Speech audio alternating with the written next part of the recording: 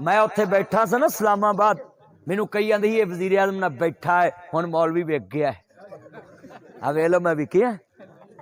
ओए सच बोलना चाहिए, सच बोलना चाहिए। तुसीं पता तवज्जो है बच्चों, तुहानूं मैं उदों भी कहा चुप कर जो 2 मिनट, चुप कर जो। इन्ने बैठे जे, मैं तुहानूं भी समझाउणा है पुत्रो बजुर्गो, जिन्ने तुसीं बैठे जे महंगाई दा रोना ना रोवो, मां प्यो दी खिदमत करना, रोटियां मुक्कण गियां ना बोटियां मुक्कण गियां। किसी बंदे नूं सिगटां छडाणियां होण ते बंदा उहनूं कहे मेरा चन्न मेरी मन, बुल ना काले कर।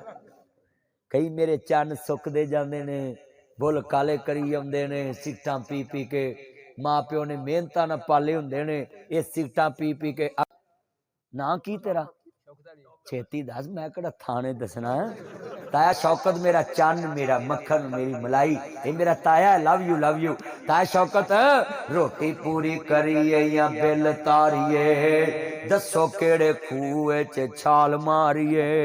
सोच सोच वाल उड्डे जिमें टिंड कीती नाईए, कोकला छपाकी जुमेरात आईए। जेड़ा ना बोले होर मार वजे, कोकला छपाकी जुमेरात आईए। मंगियाई हथों वाम दी, मझ वेच के घोड़ी लई, दुध पीणों गई लिद सुटनी पई। मां भी अन्नी, धी भी अन्नी, पुत भी अन्ना, अन्ना है जवाई। रब ने सानू भाग लाया, गो नौ भी अन्नी है, टब्बर ही अन्नी आंदा। सच्ची गल कर कौन जी सल्फी साहब, अब्दुल मई साहब है जी, कोई हाल है।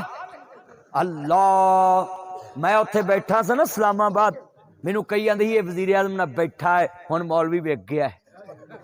आ वेख लो मैं विकिया। ओए सच बोलना चाहिए, सच बोलना चाहिए। तुसीं पता तवज्जो है बच्चों, तुहानूं मैं उदों भी कहा चुप कर जो 2 मिनट, चुप कर जो। इन्ने बैठे जे, मैं तुहानूं भी समझाउणा है पुत्रो बजुर्गो, जिन्ने तुसीं बैठे जे महंगाई दा रोना ना रोवो, मां प्यो दी खिदमत करना, रोटियां मुक्कण गियां ना बोटियां मुक्कण गियां। वल तुम्हें दी कौड़ी हुंदी, असर हुंदा विच दियां, जेड़ा कम मावां करदियां ओह करदियां तियां। मां पर धी, पिता पर घोड़ा, बहुता नहीं ते थोड़ा थोड़ा। बोलो असर हुंदा है ना। तेरी तकरीर मुक जानी है, पर हुकूमत दे झूठ नहीं मुकने। मेरी तकरीर तो 12 बजे मुक जानी।